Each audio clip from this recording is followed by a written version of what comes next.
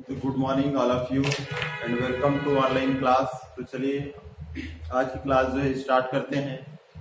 तो हम लोग पढ़ रहे थे चैप्टर नंबर 9, ठीक है, प्रकाश का अपवर्तन, रिफ्लेक्शन ऑफ लाइट, ठीक है।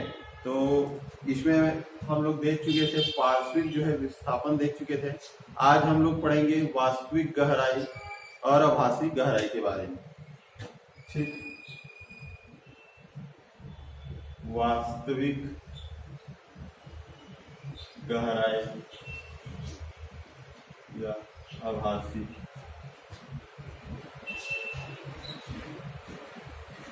गहराई, ठीक है। वास्तविक गहराई और आभासी गहराई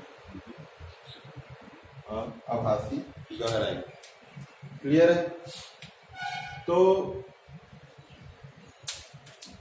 ये आप लोग अनुभव किए होंगे कि अगर तालाब में जैसे जाओगे, अगर जल जो है एकदम स्वच्छ है तो तालाब का जो तल होता है वो थोड़ा सा उठा हुआ जो है दिखाई देता है, ठीक है।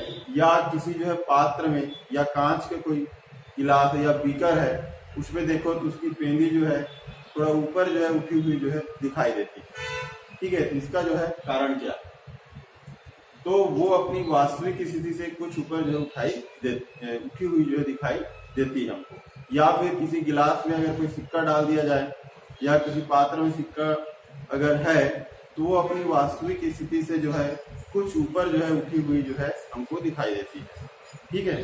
तो उसी को देखते हैं आज हम, वास्तविक गहराई और आभासी गहराई के बारे में। तो मान लेते हैं कि आपका एक पात्र है,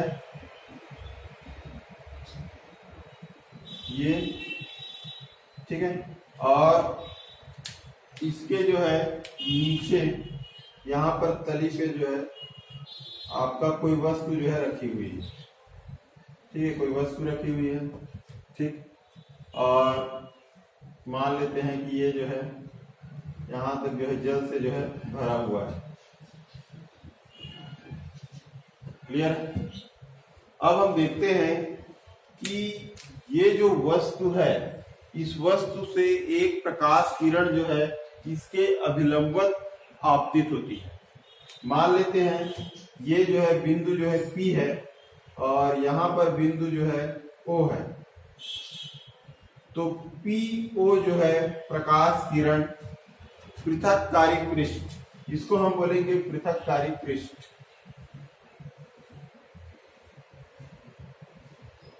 पृथककारी जो है पृथककारी पृष्ठ, ठीक है। तो PO प्रकाश किरण जो है सघन माध्यम से, है ना, पृथककारी पृष्ठ जो है कि बिंदु O पर आपतित होती है, O पर जो है अभिलंबवत आपतित होती है। और हम जानते हैं कि जब अभिलंबवत आपतित होती है तो वह बिना विचलित हुए जो है सीधे जो है चली जाती है, ठीक है। तो ये जो है ये आगे जो है बिना विचलित हुए जो है सीधे जो है चली जाएगी, क्लियर है। दूसरा हम देखते हैं बिंदु P से एक प्रकाश किरण जो है तिरछे जो है आपतित होती है। मान लेते हैं इस प्रकार से बिंदु P और जो है Q। तो PQ जो है प्रकाश किरण, PQ प्रकाश किरण जो है पृथककारी पृष्ठ के बिंदु जो है Q पर आपतित होती है और अपवर्तन के पश्चात वह जो है अभिलंब, यहाँ पे एक अभिलंब खींच दें तो अभिलंब से जो है दूर हट जाती है, ठीक है, अभिलंब से जो है दूर हट जाती है, क्लियर है। जानते हैं हम लोग कि अगर कोई प्रकाश किरण सघन माध्यम से विरल माध्यम में अगर जाती है तो वह अभिलंब से दूर हट जाती है। जल सघन माध्यम है और ये वायु जो है ये आपका क्या है, विरल माध्यम। ये जल ये सघन है और ये आपका जो है विरल माध्यम है, क्लियर है। ये विरल माध्यम है आपका, याद रखना है। तो अपवर्तन के जो नियम है उसके हिसाब से जो है आपका सघन माध्यम से जो है जब कोई प्रकाश किरण आपतित होती है तो अभिलंब से दूर हट जाती है, अभिलंब से दूर हट गई, क्लियर है। तो बिंदु P से जो है दो प्रकाश किरण निकलती है, याद रखिएगा। एक प्रकाश किरण जो है इसकी अभिलंबवत आपतित होती है, वो सीधे सीधे निकल जाती है। बिना विचलित हुए, पढ़ चुके हैं इसको। दूसरा जो है प्रकाश किरण है वो एक तिरछी आपतित होती है और बिंदु जो है Q पर, पृथककारी जो है पृष्ठ के बिंदु Q पर जो है आपतित होती है और अपवर्तन के पश्चात वो जो है सीधे जो है निकल जाती है। पी क्यू जो है आर, है ना, पी ओ ये है, ये पी क्यू जो है आर। यहाँ पे मान लेते हैं एम और एन, ये जो है अभिलंब। तो अब आप देखिए कि अभिलंब और आपतित किरण, ये अभिलंब है और ये आपतित किरण है के बीच बनने वाला कोण होता है आपतन कोण। ठीक है, बनने वाला कोण क्या होगा? आपतन कोण।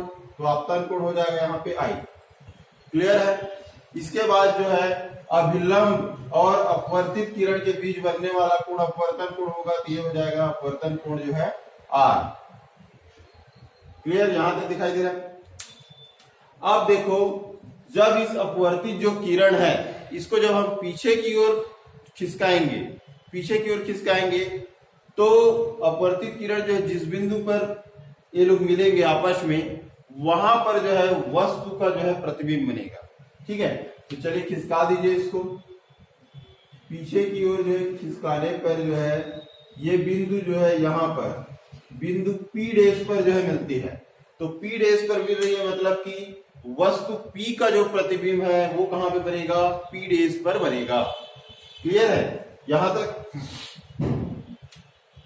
अब हम देखें तो आपतन कोण, इसके बारे में जो है आपको स्टार्टिंग में, है ना, थोड़ा लिखना है कि मान लेते हैं कि वस्तु जो है P एक सघन माध्यम में जो है स्थित है या जल की जो है तली में जो है स्थित है। ठीक है, और इसके अभिलंबत एक PQ जो है प्रकाश किरण अभिलंबत जो है आपतित होती है और वो उसी मार्ग में जो है सीधे जो है निकल जाती है बिना विचलित हुए। दूसरी प्रकाश किरण जो है PQ जो है जल के जो है पृथककारी पृष्ठ के बिंदु जो है Q पर आपतित होती है और अपवर्तन के पश्चात जो है QR दिशा में जो है चली जाती है। ठीक है, ये लिखना है। इसके बाद जो है आपतन कोण हमको बताना है। आपतन कोण, अब आपतन कोण को क्या है इसमें? आपतन कोण है ये देखो PQN। तो कोण जो है PQN ये क्या है? आपका आपतन कोण है। और अपवर्तन कोण कौन सा है? अपवर्तन कोण है ये MQR।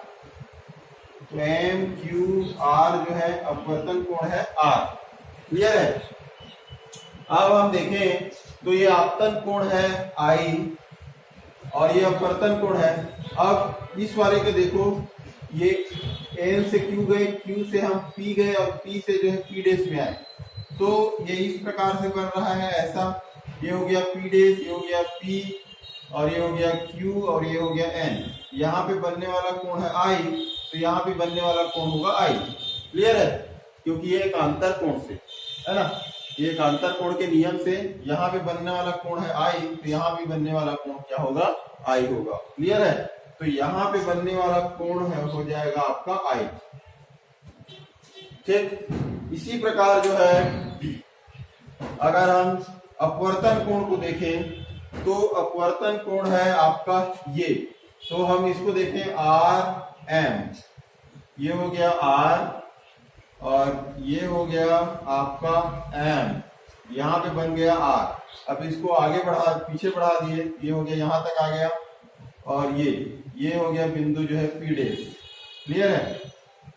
ये तो यहाँ पर बनने वाला कोण और यहाँ पे बनने वाला कोण, ये दोनों कोण जो है समान होंगे क्योंकि संगत कोण के नियम से, संगत कोण के हिसाब से दोनों कोण क्या होंगे? बराबर होंगे। तो यहाँ पर बनने वाला कोण R, तो यहाँ भी बनने वाला कोण क्या होगा?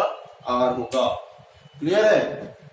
तो चलिए अब हम जो है इसको जो है लिख सकते हैं इस प्रकार से कि आपका जो है कोण PQN बराबर, कोण जो है PQN बराबर क्या हो जाएगा? कोण हो जाएगा आपका OPQ। कोण हो जाएगा आपका ओ पी क्यू बराबर जो है आई। क्लियर है? यहाँ पे बनने वाला कोण क्या आई है, तो ओ पी क्यू है ना, ओ पी क्यू बराबर क्या हो जाएगा, आई हो जाएगा। इसी प्रकार जो है आपका यहाँ पे कोण जो है अपवर्तन कोण है एम क्यू आर, तो एम क्यू आर बराबर, ठीक है, एम क्यू आर बराबर क्या हो जाएगा, ओ पी डेस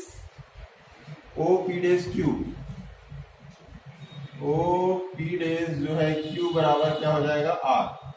क्लियर है? यहाँ पे बनने वाला कोण आर और यहाँ बनने वाला कोण ये भी क्या होगा, आर होगा, संगत कोण के नियम से। तो यहाँ पर एम क्यू आर है, ये बराबर होगा ओ पी डेस जो है क्यू के, ओ पी डेस क्यू के। क्लियर है? ये हो गया आपका जो है संगत कोण। अब हम देखें, अब हम स्नेल के नियम से लगाएंगे, स्नेल के नियम है ना, स्नेल के जो नियम लगा दीजिए। यहाँ पर स्नेल का नियम क्या कहता है, अपवर्तनांक बराबर, यहाँ पे प्रकाश किरण जो है सघन माध्यम से विरल माध्यम में जा रही है, सघन से विरल माध्यम में, ठीक है, सघन से विरल माध्यम में जा रही है। इसका मतलब क्या है आपका W म्यू ए, सघन से विरल, जल से जो है वायु में जा रही है, तो इसके बराबर क्या होगा, साइन आई बटे हो जाएगा साइन जो है आर। क्लियर है? साइन आई बटे क्या हो जाएगा, साइन आर हो जाएगा। अब हम जानते हैं उत्क्रमणीयता के नियम से W म्यू ए बराबर होता है 1/a म्यू W, ये चेंज हो जाता है, ठीक है, W म्यू ए है तो ये a म्यू W हो जाएगा उत्क्रमणीयता के नियम से, है ना, इसको सिद्ध कर चुके हैं हम लोग। तो इसका मान हम यहाँ पे रख देंगे, यहाँ तो ये हो जाएगा, मान लो समीकरण 1 है तो इसमें रखेंगे, तो W म्यू ए की जगह में ये रख देंगे, ये हो जाएगा 1/a म्यू जो है W बराबर साइन आई बटे हो जाएगा साइन आर। क्लियर है? साइन आई बटे क्या हो जाएगा, साइन आर हो जाएगा।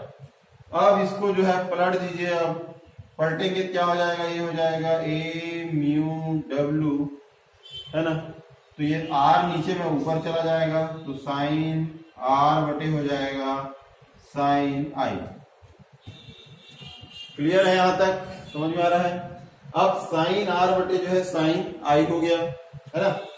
अब इसमें जो है मान रख दीजिए साइन r क्या चीज है भाई, यहां पर देख लो, a म्यू W बराबर जो है साइन r का जो है मान निकाल लीजिए, साइन r का मान इस त्रिभुज से निकलेगा ओ पी डेस क्यू से, है ना, ओ पी डेस जो है क्यू से,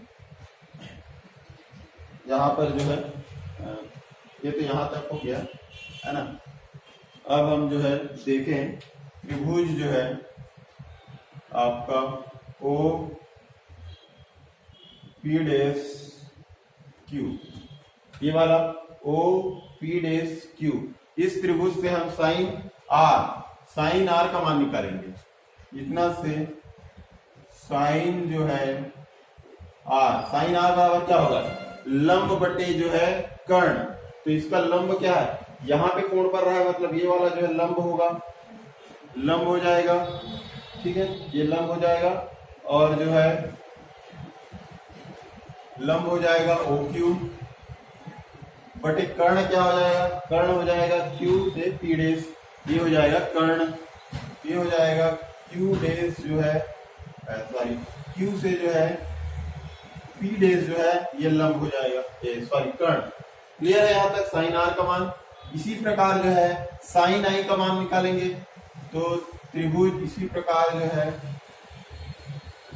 इसी प्रकार साइन त्रिभुज जो है ओ पी और क्यू में, ओ पी क्यू में त्रिभुज जो है ओ पी क्यू से साइन आई का मान, साइन आई का मान निकाल दो, तो साइन आई का मान निकालेंगे, अगर आई यहाँ पे पड़ रहा है लंब बटे कर्ण, तो लंब क्या है, ये ओ क्यू जो है लंब हुआ, ओ क्यू जो है लंब बटे कर्ण क्या हो जाएगा, क्यू डेल क्यू से पी, क्यू पी क्या हो जाएगा, क्यू पी हो जाएगा आपका जो है, ठीक, ये हो जाएगा आपका कर्ण।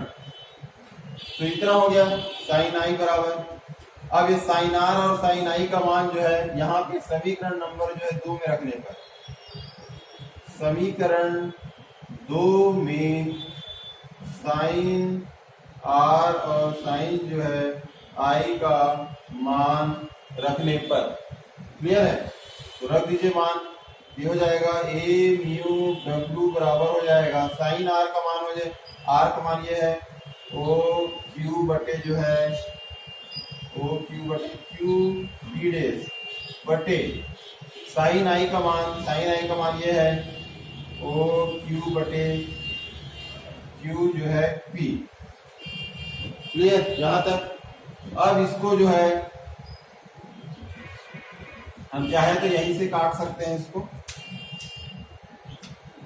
काट दीजिए, ओ क्यू और ये ओ क्यू कट जाएगा, तो बच जाएगा क्या, ए म्यू डब्ल्यू बराबर जो बच जाएगा सबसे नीचे में क्यू पी है, ये ऊपर में आ जाएगा क्यू पी बटे जो है यहाँ पर बच गया क्यू पी डेज, तो ये हो जाएगा क्यू जो है पी डेज, क्लियर है यहाँ तक, क्यू पी डेज, ये क्यू पी डेज। अब देखो क्यू पी और जो है क्यू पी डेज, अब यहाँ पर देखो ये बिंदु O और बिंदु Q, ये बहुत ही, इसकी जो दूरी है वो बहुत ही जो है कम है, इन दोनों के बीच की जो दूरी है वो बहुत ही जो है कम होती है ना, तो इसको जो है O को जो है बिंदु Q के जो है समीप मान लिया जाता है ना, तो O और Q के बीच न्यूनतम दूरी होने के कारण जो है O को जो है ना, मतलब Q को बिंदु O पर माना जा सकता है, ठीक है। तो उसके हिसाब से हम देखें तो ये Q जो है P है, इसको हम लिख सकते हैं OP, और ये हो जाएगा Q जो है P डेस है, उसको हम लिख सकते हैं OP डेस, क्लियर है। Q जो है P को हम क्या लिख रहे हैं, Q की जगह में O लिख रहे हैं, OP कर रहे हैं, ठीक है, क्यों, क्योंकि O और Q के बीच बहुत ही न्यूनतम जो है दूरी है ना, यहाँ पे आपको गलत दूरी दिखाई दे रहा है, लेकिन इसके बीच की जो दूरी है वो क्या है, एकदम न्यूनतम है, इसलिए इसको Q को जो है बिंदु A पर जो है माना जाता है, तो QP बराबर क्या हो जाएगा OP, और QP डेज बराबर क्या हो जाएगा OP डेज, क्लियर है, ये हो गया। अब हम देखें तो OP जो है O से जो है P, ये क्या है, वस्तु की जो है वास्तविक जो है ऊंचाई या गहराई बोल सकते हैं, गहराई ले लेते हैं, O से जो है H, ये क्या होगा, इसकी वास्तविक जो है गहराई होगी, ठीक है, वास्तविक जो है स्थिति बोल सकते हैं, वास्तविक स्थिति। और आपका O से जो है P डेस, O से जो है P डेस, ये आपका जो है इसकी जो है आभासी जो है गहराई होगी या आभासी जो है स्थिति, ठीक, ये मान लेते हैं। तो यहां पर हो जाएगा आपका इसके बराबर हो जाएगा OP के बराबर हो जाएगा आपका H, और O से जो है P डेस के बराबर हो जाएगा आपका जो है, मतलब इसके बराबर हो जाएगा H डेस, और इन दोनों के बराबर हो जाएगा आपका जो है H, क्लियर है ये। तो इसका मान को यहाँ पे रख देंगे, तो ये हो जाएगा A म्यू W बराबर हो जाएगा QP के जगह में हम लिख सकते हैं OP बटे QP डेज की जगह हम लिख सकते हैं OP डेज, और OP बराबर है H और OP डेज बराबर है आपका जो है H डेज, क्लियर है। ये हो जाएगा A म्यू जो है W बराबर A म्यू जो है W बराबर, ये हो जाएगा आपका जो है A म्यू W बराबर H अपान जो है H डेस हो जाएगा, ठीक है, मतलब वास्तविक जो है गहराई बटे जो है आपका आभासी जो है गहराई, ठीक।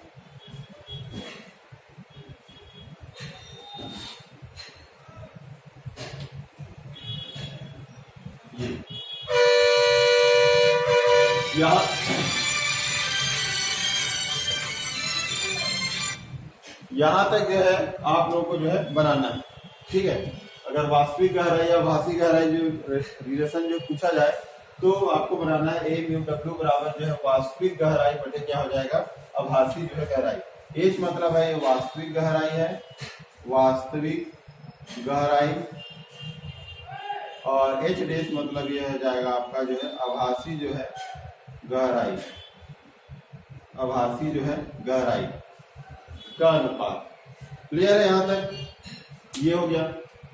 अब इसमें अगर हम देखें कि ये इसका जो है विस्थापन जो है कितना हुआ है ना, तो वास्तविक गहराई और आभासी गहराई के बीच जो विस्थापन कितना हुआ, तो P से P डेस विस्थापन कितना है, वास्तविक यहाँ पे है गहराई और आभासी गहराई जो है यहाँ पर है, तो इसके बीच जो दूरी है P से जो P डेस, यही क्या होगा इसका विस्थापन होगा। क्लियर है? इसका स्क्रीनशॉट ले लीजिए, फिर मैं आगे जो है बताता हूँ इसका स्क्रीन। तो अब जो है आभासी विस्थापन देखते हैं, तो ये है आभासी जो है विस्थापन, आभासी विस्थापन, आभासी विस्थापन मतलब कि आपका वास्तविक स्थिति P है और आभासी स्थिति जो है P डेस है, तो इसका वास्तविक आभासी विस्थापन हो जाएगा आपका जो P से जो है P डेस। ठीक है, मान लेते हैं D बराबर हो जाएगा P से जो है P डेस, और P से P डेस कैसे निकालेंगे, इसके बीच की दूरी को कैसे निकालोगे आप, O से जो है P में आप O से जो है P डेस को घटाएंगे, O से P माइनस क्या करेंगे O से P डेस, तो हमको P से जो है P डेस का जो है कि बीच की जो है दूरी जो है निकल आएगी, इसका जो है विस्थापन कितना हुआ है। तो ये हो जाएगा, तो D बराबर हो जाएगा OP बराबर क्या है, O से P होता है H माइनस OP डेस, O से P डेस क्या है H डेस, ये हो जाएगा H डेस। तो D बराबर हो जाएगा H माइनस जो है H डेस। अब H डेस का जो मान है, H डेस का मान यहां से जो है निकालेंगे, है ना।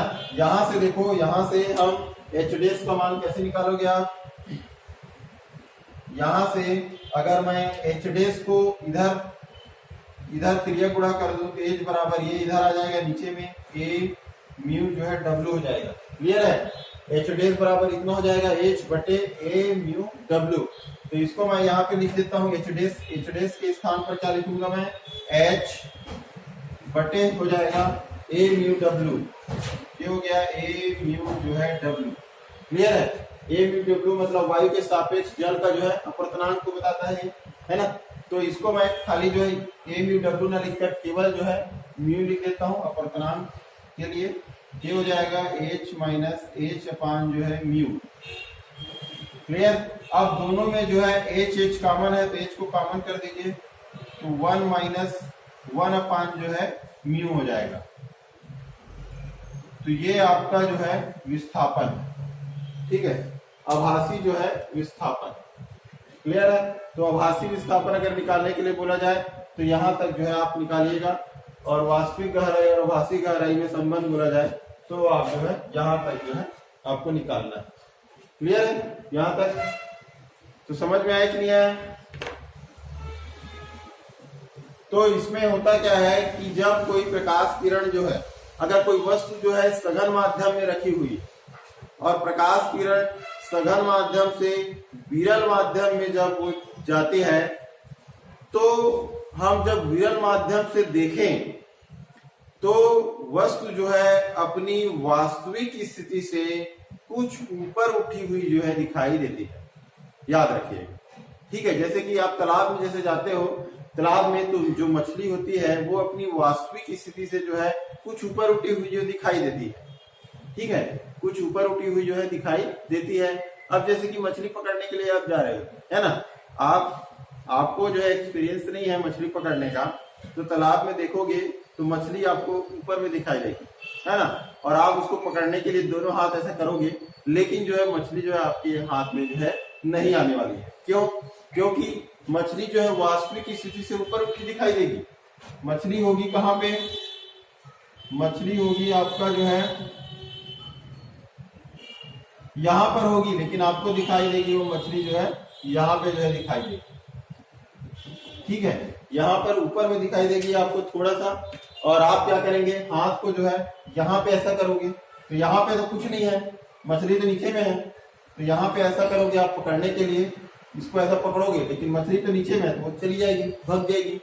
तो इस कारण से क्या है, जो मछली पकड़ते हैं वो लोग, उनको एक्सपीरियंस रहता है कि मछली यहाँ पे दिखाई दे रही, मतलब हाथ को थोड़ा नीचे डालना, ठीक है, तो नीचे ऐसे करके निकालो, पकड़ोगे तो मछली जो है पकड़ाएगी। समझ में आ रही है? तो ये है, तो इसका कारण यही होता है। जैसे जो कभी मछली नहीं पकड़े हैं वो अगर तालाब में जाके मछली पकड़ने जाए तो पूरा दिन भर ले लो, है ना, हफ्ते भर ले लो, तब भी वो मछली एक भी नहीं पकड़ पाएंगे। इसका कारण यही है कि मछली अपनी वास्तविक स्थिति थोड़ा से ऊपर दिखाई देगी और हम हाथ को जो है वहां पे ले जाएंगे, इसलिए मछली जो है नहीं पकड़ाएगी। ठीक है, समझ में आ रहा है कि नहीं आ रहा है? हो सकता है काफी बार आप लोग ट्राई किए होंगे तो नहीं पकड़ पाए होंगे, सक्सेस नहीं हुए, है ना, लेकिन जिसको आइडिया है वो जो है एक बार में जो है सक्सेस हो जाते हैं। चलिए, तो ये हो गया। इसी प्रकार जो है आप कोई पात्र में सिक्का डाल दीजिए तो सिक्का जो है अपनी वास्तविक स्थिति से जो है कुछ ऊपर उठी हुई जो है दिखाई देती है। ठीक है, तो ये सब का कारण जो है यही है। तो इसमें एक चीज याद रखना है, अगर प्रकाश किरण, अगर आप विरल माध्यम से जो है सघन माध्यम में कोई वस्तु रखी है, उसको अगर आप देख रहे हो, मतलब प्रकाश किरण सघन से क्या कहाँ आ रही है, विरल माध्यम में आ रही, तो वो अपने वास्तविक स्थिति से ऊपर उठी हुई दिखाई देगी। ठीक है, लेकिन अगर आप जो है विरल माध्यम में आप हो, सघन माध्यम में आप हो और वस्तु विरल माध्यम में है, तो वस्तु विरल माध्यम में होगी तो वस्तु जो है अपनी वास्तविक स्थिति से दूर दिखाई देगी। ठीक है, जैसे कि क्या है, पृथ्वी के समीप वायु का घनत्व जो है अधिक होता है, तो वायु का घनत्व अधिक होने के कारण जो है पृथ्वी के समीप जो है सघन माध्यम होता है। जैसे जैसे हम ऊपर ऊंचाई में उठते जाते हैं वैसे वैसे जो है सघनता जो है कम होती जाती है और विरल माध्यम जो आते जाता है। तो आपका जो है कोई एरोप्लेन अगर उड़ रहा है ऊपर, तो आपको जो है एरोप्लेन जो है वास्तविक स्थिति से कुछ जो है दूरी पे जो है दिखाई देगी, आपकी वास्तविक स्थिति से दूर दिखाई देगी। अगर एरोप्लेन यहाँ पे उड़ रही है ना, एरोप्लेन अगर यहाँ पे उड़ रहा है तो ये इसकी वास्तविक स्थिति हो गई, लेकिन आप यहां से देख रहे हो, ठीक है, यहां से देख रहे हो तो ये एरोप्लेन यहाँ पे ना दिखाई देके थोड़ा ऊपर जो है दिखाई दे आपको। क्यों? क्योंकि यहाँ पे पृथ्वी के समीप जो है वायु की जो सघनता जो है अधिक हो, सघन माध्यम अधिक हो, और इधर जो है विरल माध्यम, तो प्रकाश किरण जो है विरल माध्यम से आएगा, विरल माध्यम सघन माध्यम में, विरल माध्यम सघन माध्यम में आएगा। ठीक है, तो विरल की ओर जो झुकते चले जाएगी, तो हमको जो है आपका एरोप्लेन जो यहाँ पे जो है दिखाई देगा। समझ में आ रही थी ये? तो इसको जो है याद रखिएगा। अगर कोई वस्तु सघन माध्यम में रखी हुई है और उसको हम विरल माध्यम में देख रहे हैं, मतलब वो अपनी वास्तविक स्थिति से कुछ ऊपर उठी दिखाई देगी। और अगर हम सघन माध्यम में हैं और वस्तु विरल माध्यम में रखी हुई है, तो अपनी वास्तविक स्थिति से कुछ अधिक दूरी पे जो है दिखाई देगी। यही कारण है कि अगर तारे को अगर हम देखें तो तारे जो है अपनी वास्तविक स्थिति से जो है ज्यादा ऊपर उठी हुई जो है दिखाई देती है। ठीक है, या एरोप्लेन अगर कोई उड़ रहा है तो वो अपनी वास्तविक स्थिति से जो है ज्यादा ऊपर उठी हुई जो दिखाई देगी। क्लियर है? चलिए अब आगे चलते हैं।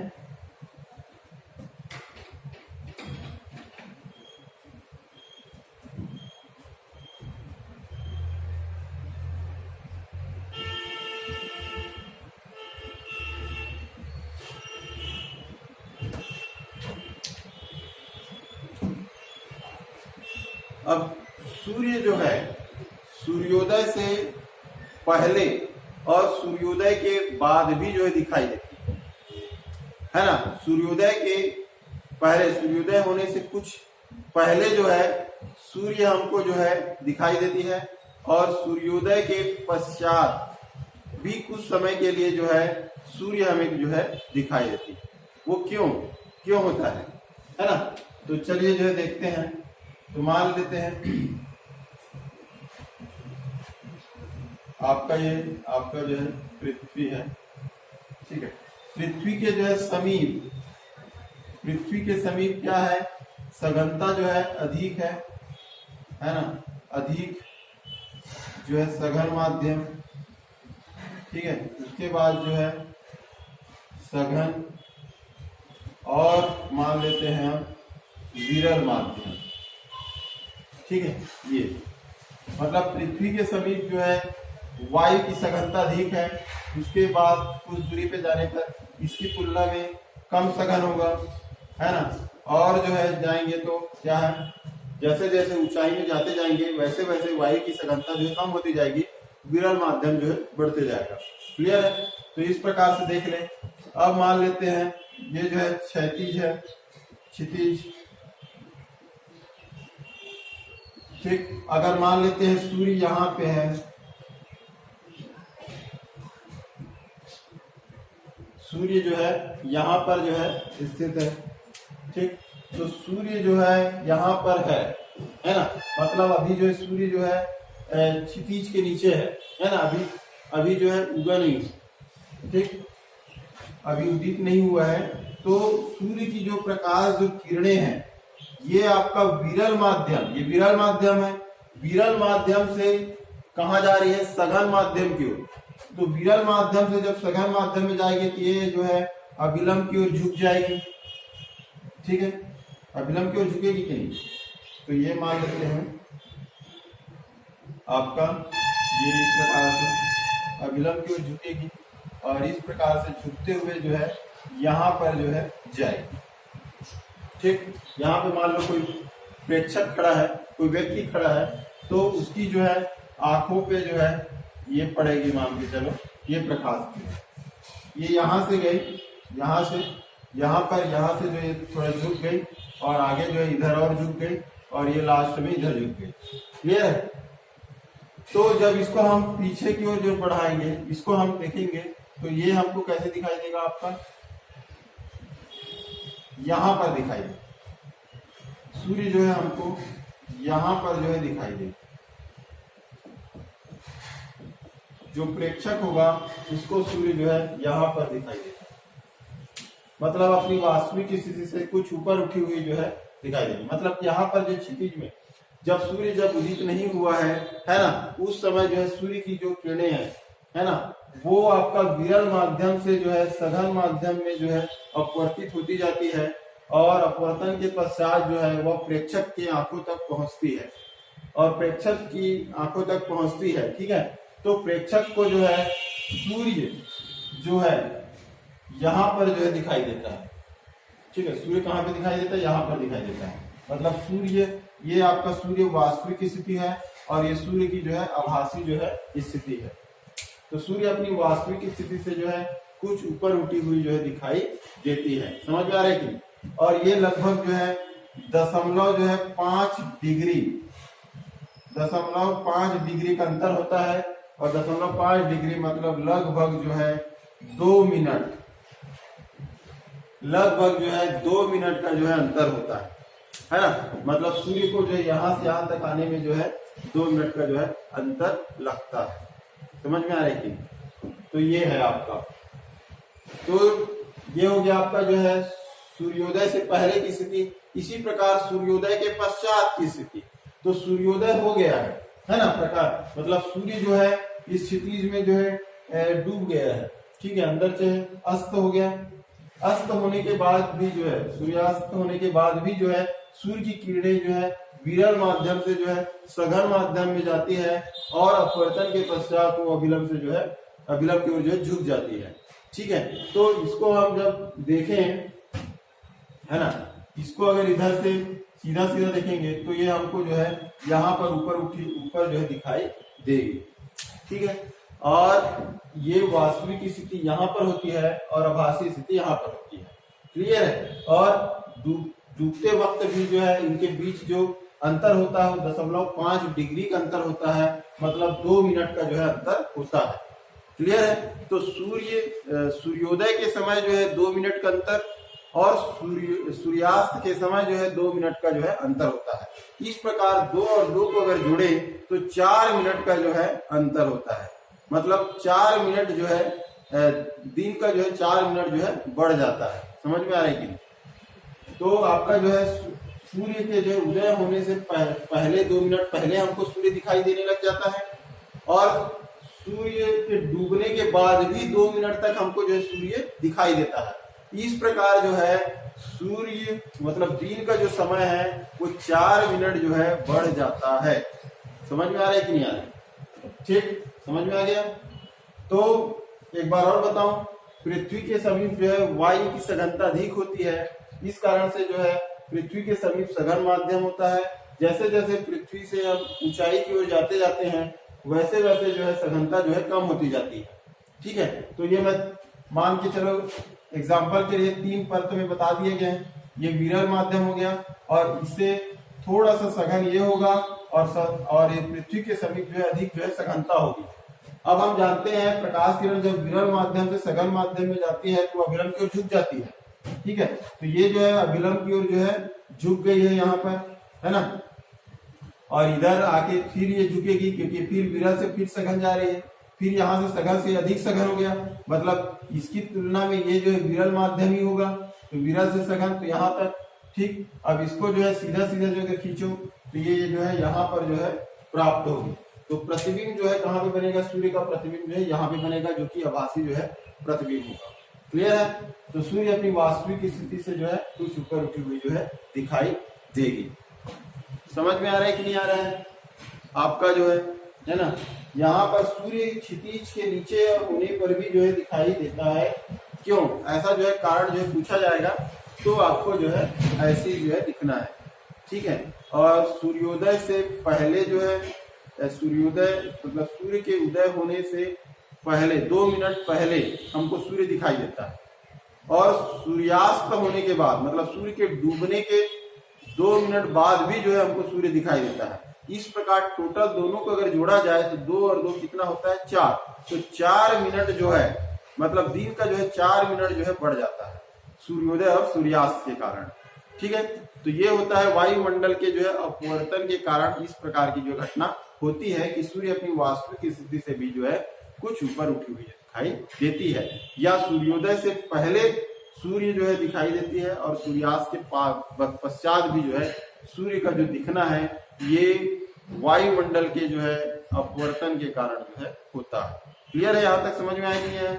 तो ये क्वेश्चन है, पृथ्वी अपने अक्ष पर जो है एक घूर्णन करने में 24 घंटा जो है लेती है, मतलब अपने अक्ष पर जो है घूमने में उसको जो है इस प्रकार से घूमने में 24 घंटा जो है समय लेती है, और सूर्य के सापेक्ष जो है पृथ्वी से देखे जाने पर 1 डिग्री विस्थापन होने में कितना समय लगता है।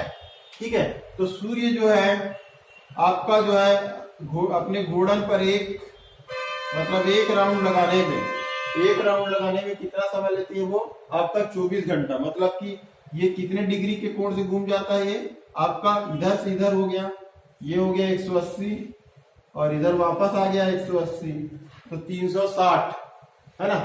तो सूर्य को जो है एक घूर्णन करने में जो है 360 है ना, पृथ्वी जो है पृथ्वी को जो है एक घूर्णन में जो है 360 डिग्री घूम जाती है ना। पृथ्वी एक घूर्णन में जो है 360 डिग्री जो है घूम जाती है, एक घूर्णन में 360 डिग्री जो है घूम जाती है। क्लियर है? यहां तक 360 डिग्री जो है घूम जाती है, और इतना के कोण 360 डिग्री के कोण घूमने में है ना, देखिए कोण से घूमने में 24 घंटे है ना, 24 घंटे का जो है समय लगता है।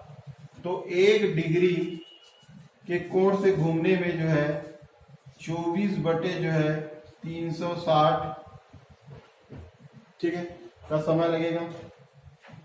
ठीक, 24 घंटा है। अब इसको जो है आवर है, इसको हम जो है मिनट में बदलेंगे तो 24 गुणित कितना हो जाएगा 60 बटे हो जाएगा 360। तो 6 से 6 0 0 और 6 एकम 6 छक्के 36। तो बच गया कितना 24 बटे 6, 6 एकम 6 चौक 24 बराबर कितना आ जाएगा 4 मिनट। ठीक है, मतलब कि जो है पृथ्वी को जो है 1 डिग्री के कोण से घूमने में जो है उसको 4 मिनट का जो है अंतर लगता है। ठीक है, या 4 मिनट का जो है समय जो है लगता है, याद रखिएगा। ठीक है, जैसे कि अभी मैं बताया था सूर्योदय के जो है पहले 0.5 डिग्री कोण से घूम जाती है, मतलब विस्थापन होता है, और सूर्योदय के पश्चात 0.5 डिग्री के दोनों को अगर जोड़े तो 1 डिग्री होगा, और दोनों में कितना अंतर होता है 2-2 मिनट का अंतर होता है, मतलब 2 दूनी 4। तो 1 डिग्री का जो है मान कितना आएगा 4 मिनट के बराबर। ठीक है, तो पृथ्वी अपने अक्ष पर एक घूर्णन करने में उसको 24 घंटे जो है लेती है, तो सूर्य के सापेक्ष पृथ्वी से देखे जाने पर 1 डिग्री विस्थापन होने में कितना समय लेगी।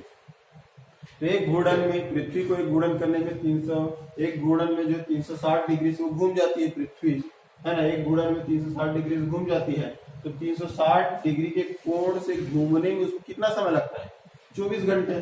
ठीक, तो 1 डिग्री घूमने में उसको कितना समय लगेगा 24 बटे जो है 360।